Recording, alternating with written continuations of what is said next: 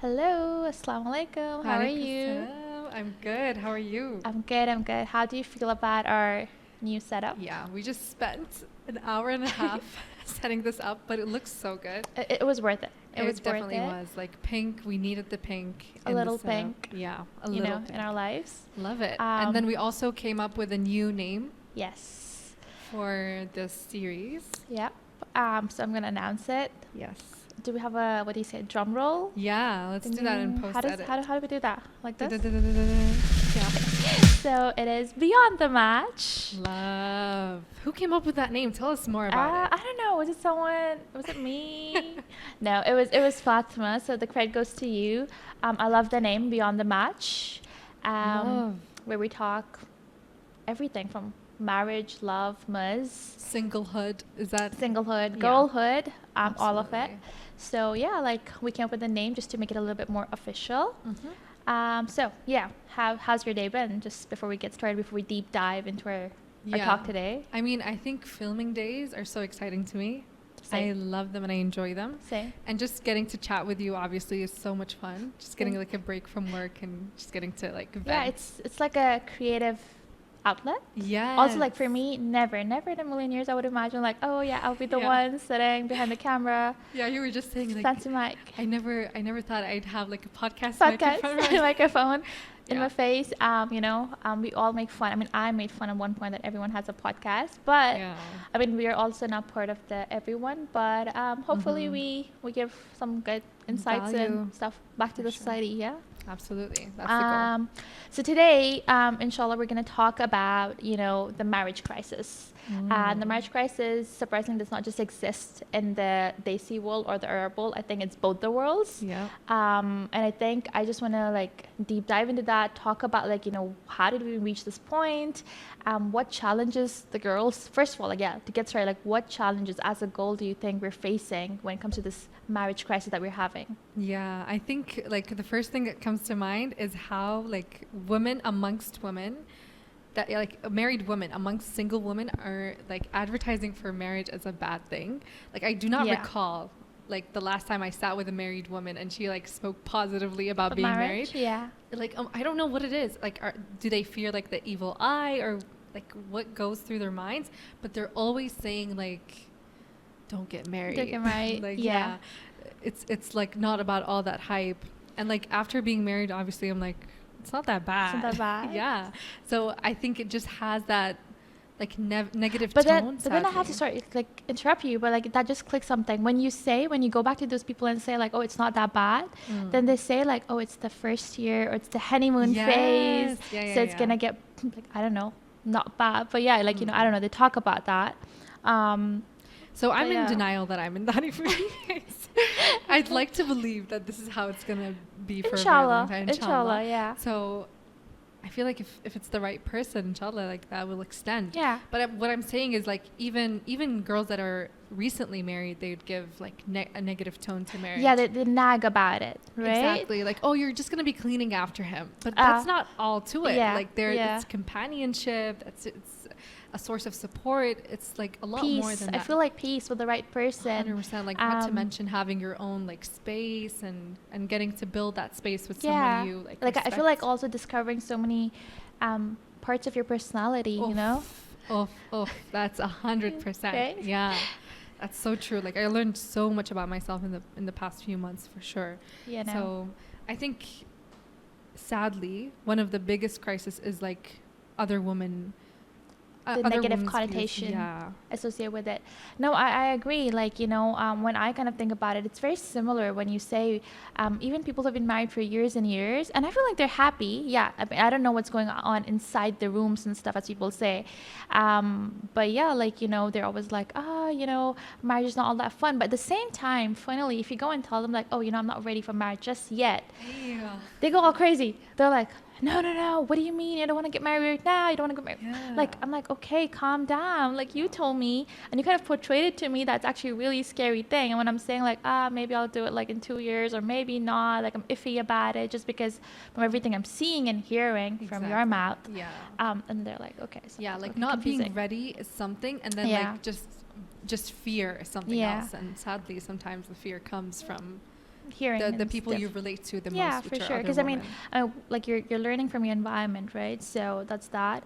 But also, I feel like another challenge I do have to add is what I notice is that somehow, I don't know, some point in the past 10 years, in the past decade, I feel like marriages got other than, you know, the fact that, you know, people are like bad mouthing it, I also feel like there are people who do want to get married, but it's just become, you know, a bit trickier to find the right person, because I think everyone's in a really, again, I think we did speak about this earlier, but like fast paced life, everyone is like super connected but not connected.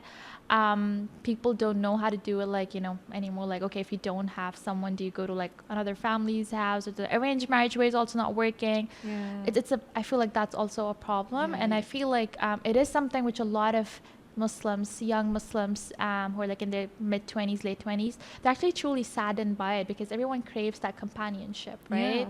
That's so true. Like, that is, I feel like, another challenge that we all are facing. We definitely get drained in like our day-to-day lives until like one day it hits us like, I'm alone. Yeah, you're alone. Or like, what now? Like, what's the next step? And then you then realize that, oh, maybe it's marriage. Like, speaking of different areas in Saudi, I'd say like Riyadh, like we mentioned in our last episode, it definitely has that hustle culture. So I feel like people truly do get drained into like work, and then they realize, oh, now what? Or like they simply just don't have time, which is like understandable, especially if you're working day and night. A full-time job. We like, I get it. But I think like this day and age, you'll have to seek it more than ever. For sure. Just because it's like it's a different world. Also, when you said seek it, something which comes to my mind is at times people say, I mean, I completely agree with it, that, you know, what's meant to be yours will come your way. But I also know that Allah subhanahu wa ta'ala says that you have to work hard. You can't just you have to, like, what did it say, tie your camel and then like make sure that the camel stays there. I forgot, like it's a saying in Arabic, or it's a hadith, I think, where it's like, I know, like وَإِنَّ لَيْسَ لِلْإِنسَانِ إِلَّا مَا سَعَى, which is like you have to like seek something and work hard for it. Exactly, because you can't just expect like, oh yeah, like, you know, like, ya Allah, like I want it and it's just gonna come to you. It's not like, no one's gonna knock on your door, as you say, like the Prince Charming is not gonna knock on your door and be like, hi, I'm here.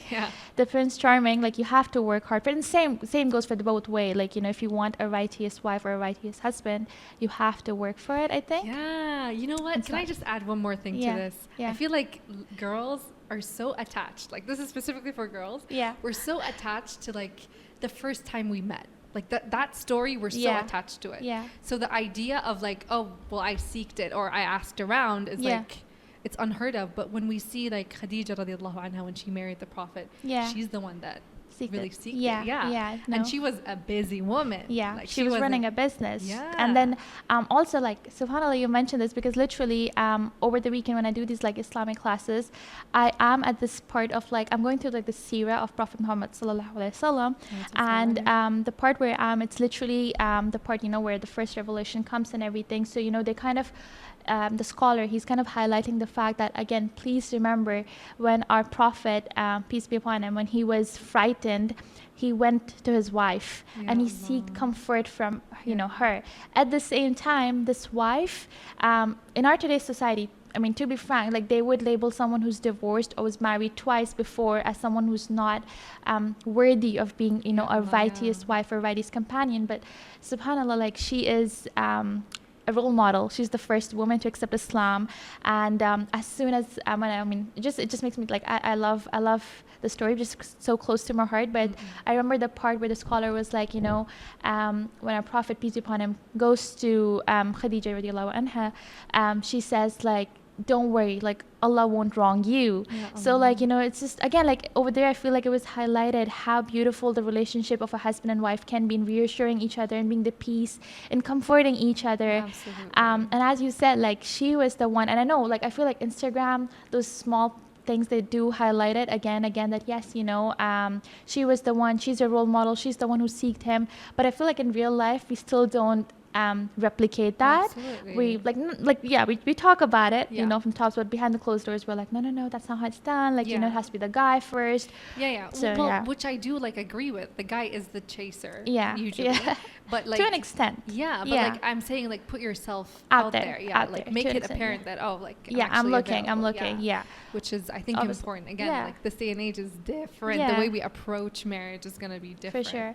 Again, and if you see like how I love the example you brought up, because it's not like, okay, she went herself, she sent like a friend and I believe like a relative to go and ask that, you know, this is what, so you can, you know, you can put yourself out there within your Islamic boundaries and within like where you're comfortable. Absolutely. With haya. With haya.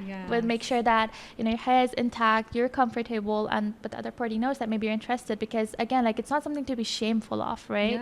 100%. Seeking marriage with the right person. The perfect transition, like, to my next question is like, we're kind of talking about the negative connotation surrounding this and the taboo surrounding this. So how do you think the society, we need to move away from it? Like, do you think we need to have more open conversations, or where do we go from here?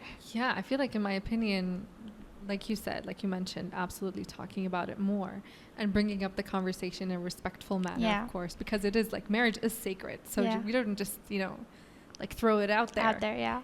Just speaking about it with haya, with like poise and with class, I think is definitely beneficial, and I see that happening in the Arab world a lot. And it also comes in that connotation where it's like, in a halal way, it's not, we're not really mingling around, it truly is about marriage. So I think I'm happy to see people are talking about it more, and I think, like, more regular people like us, you don't have to be an expert to speak about these things. Obviously, you see it around you, so just bring up the conversation more. just as you said, like, I feel like it's happening, but again, I said, even the conversation, I feel like it needs to happen more even with like the elders in the family. So like, I feel like it shouldn't be like, oh, you turn 25 and suddenly everyone's like, marriage, and you know, who are you gonna get married to? Do you have someone you can share it with us? I feel Mashallah, like you're so beautiful, why aren't you married yet? Or that, because that also has a negative connotation to it, you know, suddenly, because it's like, what do you mean, like, okay, is there something wrong? So I feel like even that, it shouldn't be like this sudden switch where suddenly, like, we're okay to talk about marriage and stuff, because before that it's very hush hush, right? Like, you're not supposed to talk about the opposite gender and stuff like that. So I feel like that also needs to open up, that, you know, it's a gradual process, that maybe once you turn 21, 22, you're like, okay, you know what, like, in a few years you need to find this perfect companion, not perfect, but the ideal companion who can, you know, help you in your worldly goals as well as the hereafter goals. So there's something that you should be keeping in mind. Absolutely. So moving along, what are the main issues that come to mind when you think about marriage from a female perspective? Okay, so from a female perspective, for me, actually a couple of them. This is a long list, but I would say it's like top 3. First of all is this, for sure, that, you know, I feel like we're not having enough open conversations, even though we are compared to before, but not as much as like I would like the society to be, you know, open about it, not make it like a stressful topic, remove the stress from it, the negative connotation from it. Then I would say something else which I feel like has happened recently with marriages and stuff is people are debating too much about roles, responsibilities, whether that's financial or the, you know, the household chores or anything. And I feel like a part of that is like the modern feminism. I know, like, at times like this triggers people, but I feel like we've taken it up like a you know, we have kind of crossed boundaries, or like, you know, take it up what do you say, an extra notch up there or something, because not everything needs to be like, oh, I'm a girl, but I'm not going to do this because my grandmother fought for it or something. Some things are like innate to us, you know, like I, like, personally for me, for example, and surprisingly, it's actually twofold, because surprisingly, me as a girl, I'm not someone who wants to work for the next 10 years. I maybe want to work for a few years, and I want to have my own house, blah, blah. I want to bake. Like, I have different skills. I want to be like the person who is baking and cooking and stuff. But surprisingly, not only maybe the girls attack you for it, because isn't feminism about, you know, you can have a choice, but they attack you for it. At the same time, surprisingly, I don't know, somewhere some guys, they're like haters. They're like, oh, no, blah, blah, you can't, you have to be, you know, at the house working. That's a very different way. Like you're ordering me in a way, not like, you know, being like understanding about it. But other guys are actually like, no, I actually need you to be working because we need to do 50-50 because life is too expensive and this is that expensive. That's what feminism got us. Yeah, I'm like, okay, no, that's how it works. Like, you know, also a lot of things, they don't come from working. I feel in this dunya, it comes from the barakah and following the Islamic legislation. So that's like my take on it. But what do you think? What's your take on it? I think feminism was the biggest marketing scheme of our lifetimes. And it all started, so we've experienced this like in the 90s when like feminism first appeared. I think 90s, late 80s. No clue when, but yeah.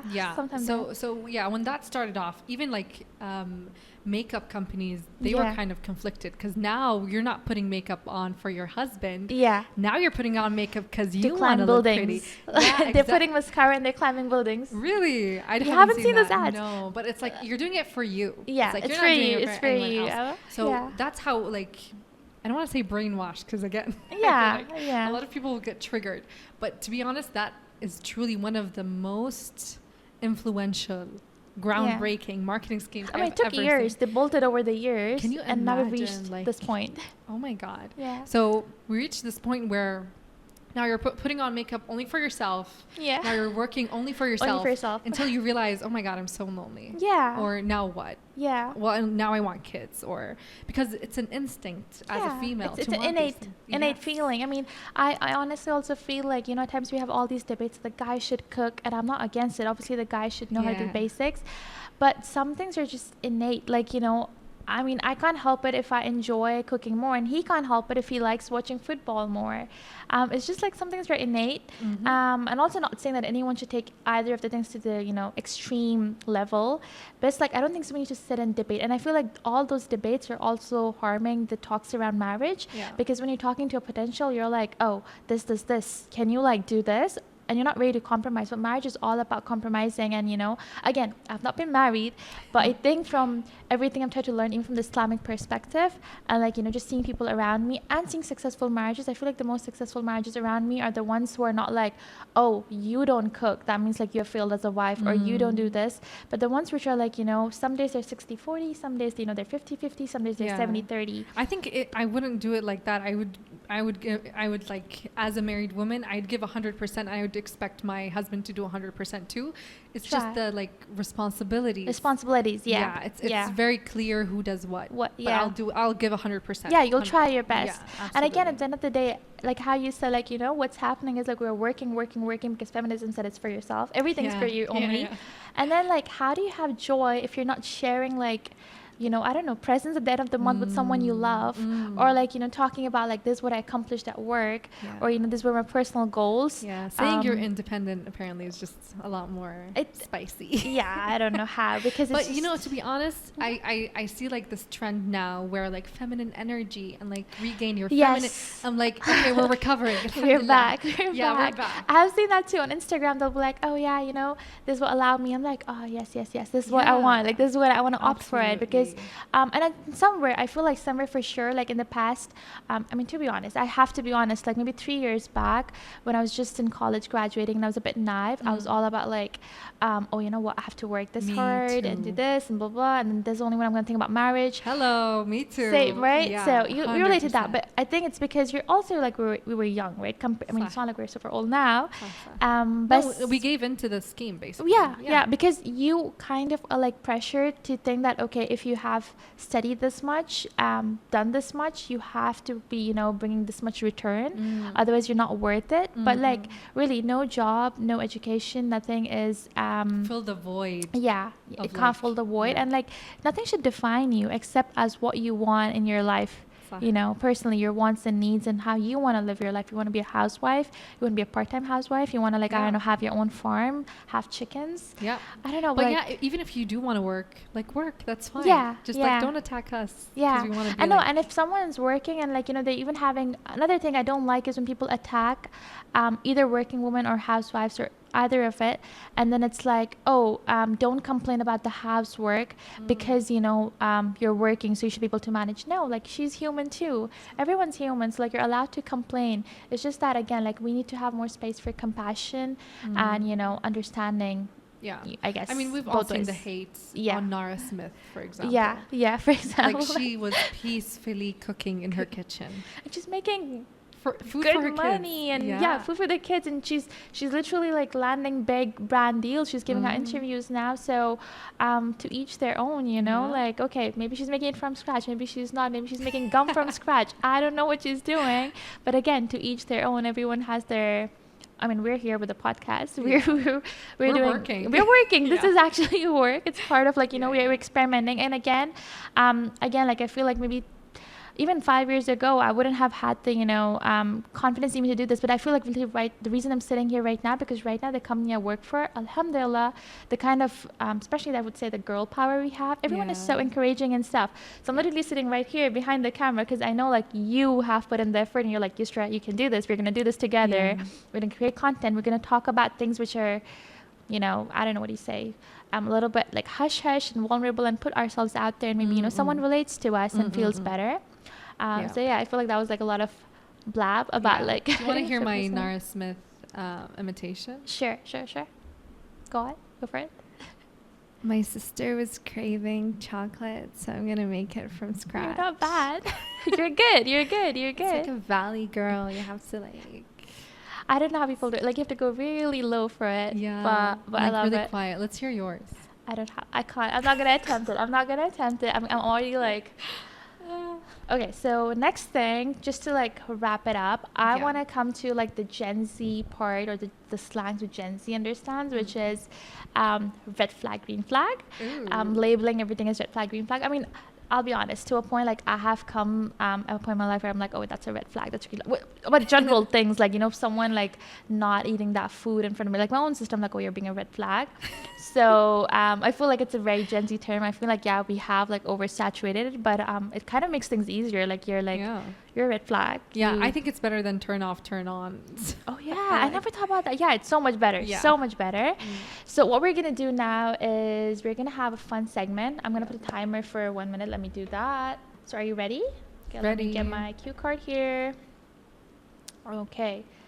So how I'm gonna go is I'm gonna say one, and then we say 3, 2, 1. Okay. And then we say if it's a red flag or green flag. Got it. Okay, so Bismillah. Okay, he is a dog lover. 3, 2, 1. Red flag. Okay. Easy. I can't do dogs. Yeah, You? absolutely No? not. Yeah. I'm Scared such a of them. cat person. Yeah, I can't. Cat person till the day I die. Okay, next one. He is a picky eater. 3, 2, 1. Red flag. Oh, I don't know. I was indecisive. I don't know. Pick one. Red flag. Okay, same. Red flag. Because for me, I'm a big foodie. Yeah, me too. So no, yeah, I just can't. realized, like, I can't imagine cooking for someone that. Leave isn't gonna eat cooking. my I can't food. imagine we go out and we're like having debates on like, oh, you know, I don't want to eat something. No, like, I can't do that. it's the old We one. should go Turn out off. and eat one day. We should definitely. I'm a big foodie. Okay, next one. Okay, he wears outside shoes in the house. Red flag. Oh, sorry. That's okay. I like it better. It is a red flag. It is such a big red flag for you. Same red flag. Anyone who wears I'm a shoes. slippers lady in the Inside house. shoes, inside clothes. I also have inside like bed clothes. Like, don't put outside clothes on the bed. Ooh, that's a different level. Oh yeah, like you don't sleep with your abaya on. Not sleep, but like, don't come and sit with your abaya and stuff on like my okay. Yeah, I get that. I'm glad you agree. Okay, next one. Does not pray 5 times a day. These are all red flags. We forgot to put in green flags here, but yeah, it's a red flag for me. Yeah. Easy. But I have to say, maybe like doesn't pray 5 times a day, maybe just struggling with fajr. I understand, but genuinely, like, you know, genuinely trying. Well, I get it if he's like praying fajr a bit late. Yeah, but he's like praying it, you know. Praying it, or just, you know, like you miss an alarm. That's a different thing. Yeah. But yeah, you're praying 5 times a day. You try your best. As always, maybe seeking to pray 5 times. Yeah. Okay. On their time. Okay. We only have 8 seconds left. Yalla. Okay. Good. One. Next one is not a foodie. Red flag. Easy. Yeah. I think it coincides with the picky eater. Okay. Next one wants you to drive. Red flag. Red flag. These are all. Okay. Okay. Oh my God. I think these are all red flags. Like, I forget to take garbage out. Red flag. Red flag. Okay. Muzz says lives with family. Marriage intentions is 6 months chatting. I don't got no time for that. 6 It's a red months. flag. That's red flag. Red For me, flag. I feel like if you're really, really serious, or like, I don't know if I should say this. I feel like it's wrong. Go on. Go say it. In my opinion. Yeah. If you have in your profile, like you want to chat for a year to 4 years. No. Ma salama. For me, That's if the too profile much. says more than a month, I'm like, bye. Because for me, it's like, okay, look, anything important that you need to discuss, it's like 2 weeks. And then Yeah. you get at least like a family member, like a sibling or someone involved. Yeah. Just so like I know you're serious, because then they have to protect myself. So And also like, yeah. it depends on where you are at life. Maybe like you're ready, but he's like still Yeah. like, trying to figure And it I out. feel like that helps determine that, right? Because if you're like okay to wait 6 months, like 6 months plus 6 months is a year. I can't waste a year on 2 guys. Yeah, that's true. That's I'm- what we love about Muzz though. Make it quick. Makes it easy, make it quick, and you're in control. So yeah, that was a quick shout out to Muzz. Yes. Okay, so I guess somehow we ended up with all the red flags.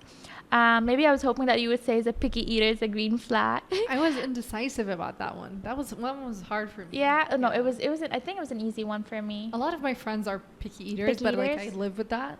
But like I can't imagine Yeah. like my partner. I mean, it also depends on what extent, right? Because like if you're going out to a fun place and you're like, oh, I'm not gonna eat the house fries just because it has a jalapeno on it. No, I'm gonna lose it. So What about the like wants you to drive? What husband wants you? Like I want you to so drive. I don't know. Yeah, I don't know. But yeah, for me, if he says like, oh, he wants me to drive. Yeah, it's like or I don't like- want to drive ever. I would just want you to drive. I don't know. That's a bit. No, I think then he's cuckoo. I don't want to marry him. Yeah, that's I'll too ask much. him. But yeah, like I don't want to drive. I mean, I know how to drive, but I do. Yeah. Again, look, not feminism. I think this one I love. I do love driving. I love that having that Yeah, me too. independence and like going out for like a quick coffee or like crepes or Agree. something. Yeah. But yeah, I don't want to drive. The You know traffic is what? too bad. I used to say before I got married, I used to be like, I am never going to drive. Drive? If he wants me to drive, I'm gonna be like, nah, No. honey. But now, when he comes back from like work and he's Work. tired, I'm like, Yeah. Halas, I'll drive. I'll drive. Yeah. Yeah, like, occasionally I it's can fine, I drive, guess. yeah. I mean, I do like driving. Like, I do like, because I feel like when I'm, like last night, like literally I went just for a grocery run. And I feel like it's relaxing. Like, it's nice. Like, oh, let me go pick up like the milk and the eggs. I mean, That's like you romanticizing like the simple. maybe, because someone else also pointed out that I do romanticize stuff. And she was like, okay, so literally Zikria, by the way, let's say names. Zikria, she was like, oh, honey, you romanticize stuff. And I was like, yeah, I don't know. Is that a bad thing? But I guess I do. I don't think it's a bad thing. But yeah, I do. I think I do see the world with a little bit of pink glasses. Like, it's a pink hued. She sees the world with a little bit of pain. A little bit of pink. But yeah, I do have a moments where I'm like, yeah, wake up call. But I do enjoy the small things like in life. So hopefully there's someone else out there who also enjoys the small things in life, like Ooh, shout out to single people out there. Thank you so much Thank for you. this fun conversation. I hope you had Absolutely. as much fun as I had. So much fun. Let's do it again. Let's do it again 100%. in like 5 minutes. Bye-bye. Okay, bye. Masalama.